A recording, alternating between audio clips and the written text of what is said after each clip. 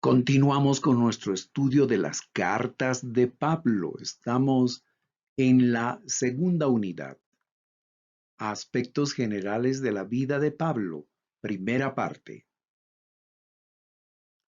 Veamos sobre su nacimiento y formación.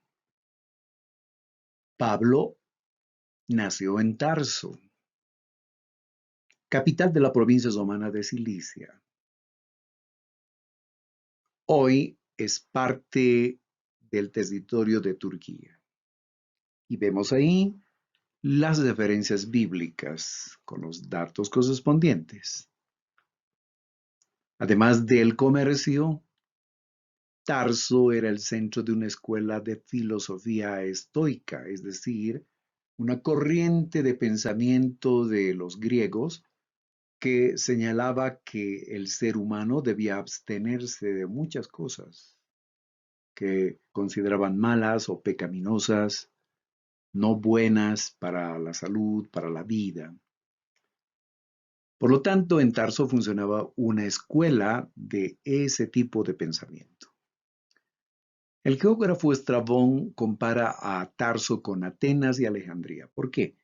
Porque en esta ciudad de Tarso había mucha gente estudiosa, gente intelectual. Por otra parte, Tarso tenía la concesión de la ciudadanía romana para quienes nacían allí. Esta era una concesión del mismo imperio. Este es un detalle importante que lo vamos a tocar cuando veamos detalles adicionales de la vida del apóstol Pablo y por qué es que él dice, soy ciudadano romano. Pablo nació alrededor del año 10 después de Cristo, es decir, fue 10 años menor que nuestro Señor Jesús. Estos cálculos se los realiza por algunas referencias bíblicas, como por ejemplo, en el año 34 Esteban muere apedreado y Lucas, que escribe el libro de los Hechos, lo califica a Saulo o Pablo como joven. Más tarde, cuando ya Pablo bordeaba los 60 años, escribe a Filemón y él se califica a sí mismo como anciano. Filemón, versículo 9. Su vida transcurre bajo el reinado de 5 emperadores, entre ellos Augusto, Tiberio, Calígula, Claudio y Nerón. Conocemos datos de sus orígenes familiares y sociales gracias a sus cartas a los filipenses, una de las cartas importantes como la de los filipenses, y también primera y segunda Corintios. Pablo dice de sí mismo, circuncidado al octavo día de la raza de Israel, Filipenses 3:5. Aunque israelita, no vivía en territorio judío, sino más bien era parte del grupo que se denomina de la diáspora, es decir, de los judíos dispersos y que no vivían en su tierra. Pertenece a la tribu de Benjamín, según Romanos 11:1. La cronología de la vida de Pablo se construye a partir de 2 Corintios 11:32 y vamos a leer la versión NTV, donde dice, cuando estuve en Damasco, el gobernador bajo el mando del rey Aretas puso guardias en las puertas de la ciudad para atraparme. Aretas IV había vivido una vida de enemistad con el emperador Tiberio. Le correspondía gobernar, pero por esa situación no lo pudo hacer sino hasta el año 37. Y este rey Aretas muere 3 años después, en el año 40. Entonces, a partir de esto se puede ya eh, construir los datos cronológicos de la vida del apóstol Pablo. Su nombre hebreo es Shaul Hechos 7:58. Este nombre en hebreo significa respuesta de Adonai, o respuesta del Señor, o respuesta de Dios.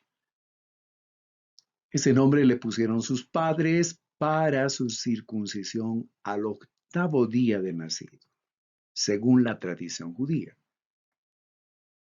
Recordemos que Shaul o Saúl en español era el nombre del primer rey de Israel. Y seguramente al tener este nombre en su juventud, quiso honrarlo, siendo precisamente alguien fiel a Dios, alguien destinado a ser líder y otros aspectos más. La helenización de Shaul produce el nombre Saulos. Es decir, la helenización consiste en procurar la transformación del nombre hebreo en su correspondiente en griego. Entonces sería Saulos, y este nombre no tiene un significado grato porque es sinónimo de dejadez, de abandono, de alguien que es muy apático, ¿verdad?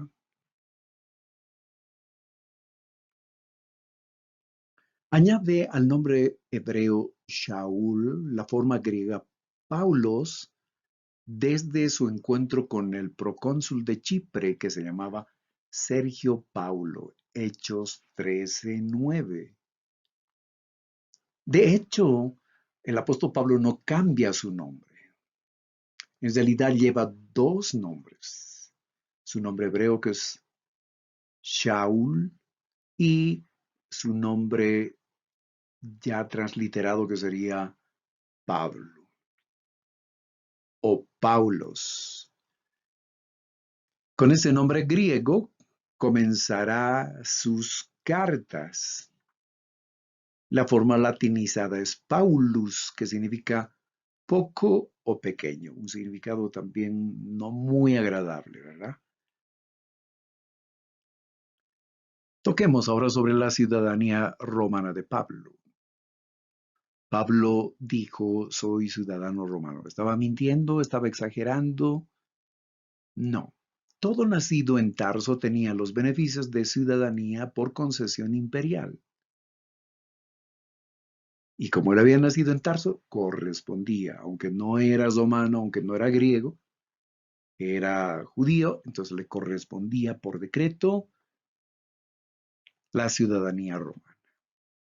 Ser ciudadanos romanos significaba beneficiarse del derecho a participar en la vida pública en Roma. También concedía garantías judiciales, eh, garantías fiscales, es decir, en cuanto a impuestos, además de la obligación a las autoridades a respetar su dignidad.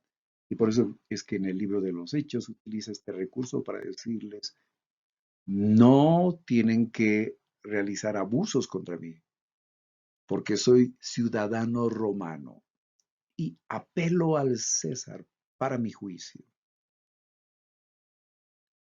Este privilegio es mencionado en el libro de los Hechos, capítulo 22, 25 al 29. Ventajas de la familia de Pablo. Su familia era parte de una amplia red de comerciantes textiles. Y Pablo estaba familiarizado con ese manejo, ese movimiento. Los viajes de Pablo son facilitados por los conocimientos que él ya tenía como comerciante o como proveniente de la familia de comerciantes textiles. Entonces, por eso es que manifiesta conocimiento de los puertos, ciudades, rutas, que él aprovecha para realizar sus viajes misioneros. Qué interesante esto, ¿verdad? Lo podríamos aplicar a nuestro contexto, a nuestra realidad personal. Revisando la historia de nuestra familia y de repente todavía no comprendiendo por qué Dios ha permitido que nazcamos en X o Z familia, vamos a encontrar que en nuestro ministerio con el transcurso de los años, Dios nos va a ir abriendo los ojos y mostrándonos cuáles fueron las razones por las que Él permitió que naciéramos en nuestra familia. Así fue con Pablo. Entonces, él, familiarizado ya con estos aspectos, con mayor facilidad realiza su obra misionera.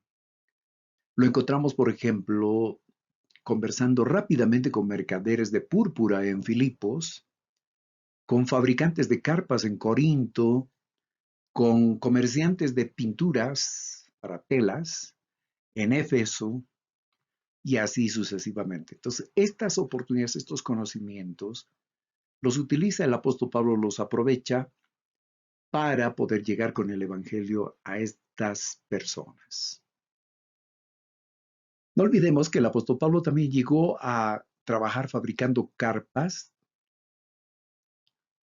para poder sostener su ministerio. Confiesa a los filipenses que antes de su encuentro con el Señor Jesús era un fanático perseguidor de la iglesia. Filipenses 3:6. A los corintios les dice, soy el menor de los apóstoles, no merezco ser llamado apóstol porque perseguía la iglesia de Dios. 1 Corintios 15:9. Y en 1 Timoteo 1:13 dice, no hace mucho un blasfemo, un perseguidor, un insultador. Ahora, Pablo no duda en hablar de ese pasado, no porque se deleita, sino para hacer entender a sus oyentes el cambio que provoca el encuentro con Cristo. No olvidemos, queridos estudiantes, que cuando contemos nuestro testimonio de conversión, no debemos deleitarnos en lo que éramos antes. Más bien, usar esos detalles para glorificar al Señor a fin de que la gente se dé cuenta cómo Dios nos ha salvado y nos ha transformado. No te deleites en lo malo que hacías. No pretendas hacerte famoso, porque hay un peligro tremendo para ti. Haz lo que hacía el apóstol Pablo. Pablo no puede aceptar que los judíos puedan tener una relación con Dios que pase por un camino distinto del que ya conocía, el de la interpretación farisea de la ley, del cumplimiento de las tradiciones de su pueblo. Entonces ese era el camino para ellos, ese era el camino correcto. Y no querían aceptar que el camino correcto era creyendo en Cristo, aceptando a Cristo y obedeciendo a Cristo. Para él había que cumplir la ley y las tradiciones judías para ser agradable a Dios. Cristo, para el apóstol Pablo, era un rival al que había que eliminar a cualquier precio para salvaguardar la gloria de Dios. Era una lucha teológica y también práctica. La sorpresa para Pablo no llegó de una emboscada, de una asonada, de un asalto o de algún fenómeno natural. Él se encontró ni más ni menos con el Salvador, con el Señor a quien había perseguido. Toda la educación, la preparación, la experiencia que había adquirido hasta entonces no iba a quedar desechada, sino que a ello el conocimiento del Señor Jesús lo iba a enriquecer, ampliar y profundizar. Este apóstol es importante, no en vano Lucas dedica a su testimonio muchos capítulos. En Gálatas complementa Pablo mismo con otros detalles que son fundamentales. De esta manera concluimos con esta lección. Quedan cordialmente invitados para seguirnos en la próxima. Hasta pronto.